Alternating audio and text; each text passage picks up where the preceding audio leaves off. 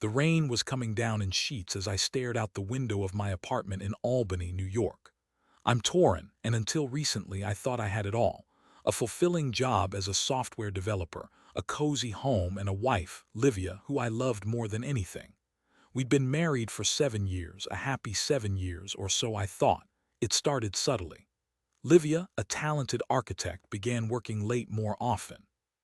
Big project at the firm, she'd explain, kissing me quickly before rushing out the door. I didn't suspect anything at first. I trusted her completely. We'd always been open and honest with each other. Then came the business trips. Livia had never traveled much for work before, but suddenly she was jetting off to conferences and site visits. "It's a great opportunity for me, Torin," she'd say, her eyes shining with ambition. I was proud of her. I wanted her to succeed, but something felt off. Her phone was always glued to her hand, even at dinner. She'd laugh and say it was work emails, but I noticed she always turned the screen away from me. Our intimacy dwindled. We used to talk for hours before falling asleep, but now she'd just turn over and pretend to be asleep as soon as her head hit the pillow. The first real crack appeared on a Tuesday morning. Livia had left for work early, saying she had a meeting. I was working from home that day, nursing a bad cold.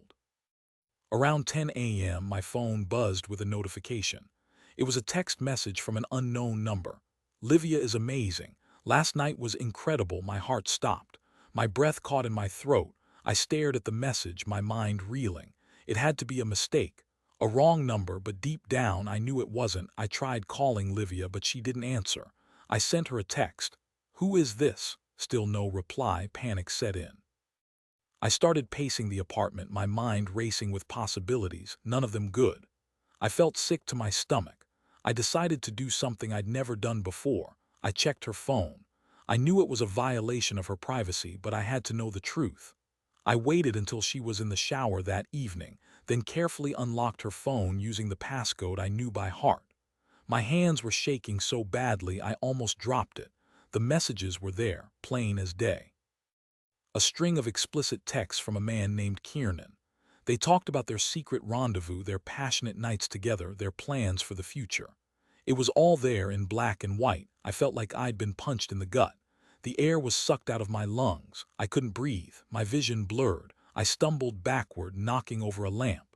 The sound of it crashing to the floor startled me back to reality. Livia came rushing out of the bathroom, a towel wrapped around her. "What was that?" she asked, her eyes wide with alarm. I held up her phone, my hand trembling. "Who is Kiernan?" I asked, my voice barely a whisper. Her face paled. She didn't say anything for a moment, then she stammered, I can explain." "Explain what?" "Explain how you've been lying to me for months. Explain how you've been sleeping with another man," I shouted, my voice rising with each word. "It's not what you think," she said, her eyes pleading. "It just happened. It was a mistake." "A mistake, multiple mistakes." "Read these texts, Livia. This has been going on for months." She started to cry. "I'm so sorry, Torin. I didn't mean for it to happen. I still love you. Love me. If you loved me, you wouldn't have done this," I yelled. "How could you do this to me, Livia? How could you betray me like this?" She sank to the floor, sobbing uncontrollably. I stood there, staring at her, my heart shattered into a million pieces. The woman I loved, the woman I thought I knew, was a stranger. I spent the next few days in a daze. I couldn't eat, I couldn't sleep.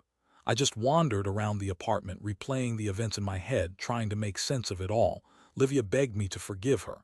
She promised it would never happen again. She said she'd break things off with Kiernan.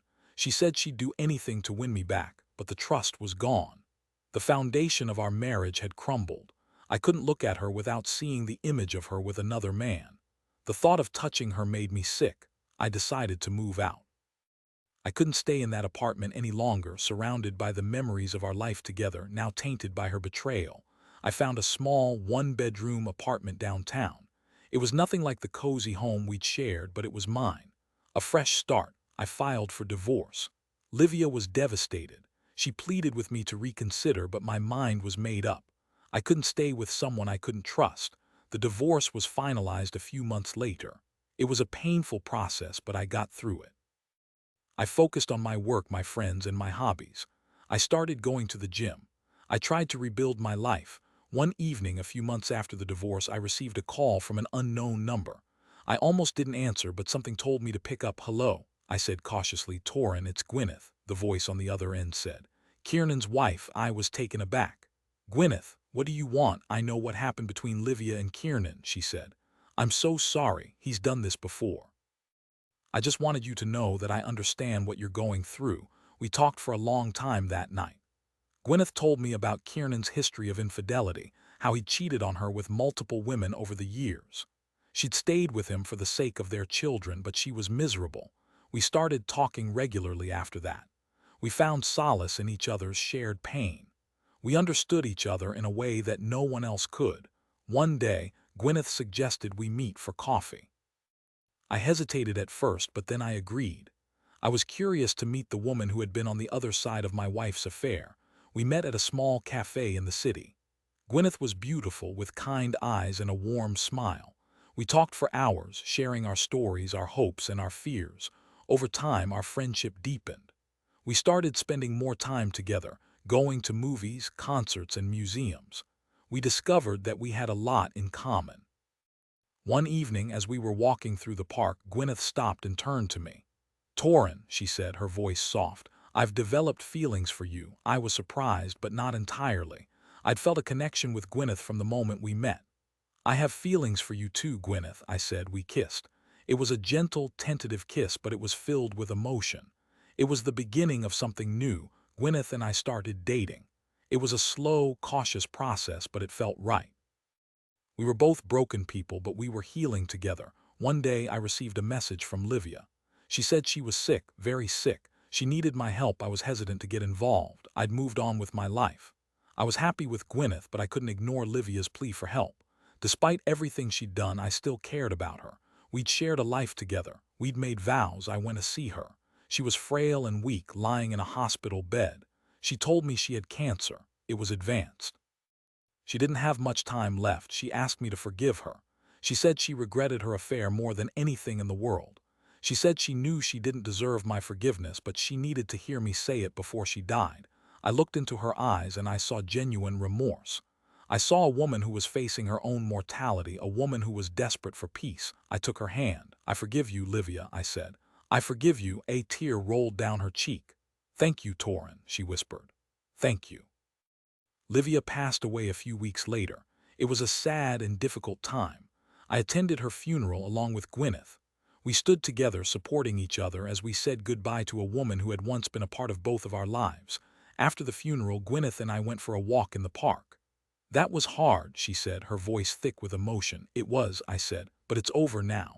We can move on. Gwyneth smiled. I love you, Torin, she said. I love you too, Gwyneth, I said. We stopped and kissed, a long, passionate kiss.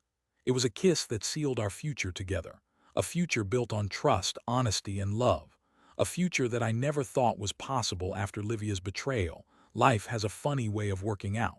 Sometimes the worst things that happen to us lead us to the best things. Livia's betrayal was the most painful experience of my life, but it also led me to Gwyneth. It taught me the importance of trust, honesty, and forgiveness. And it showed me that even after the darkest of times, there is always hope for a brighter future.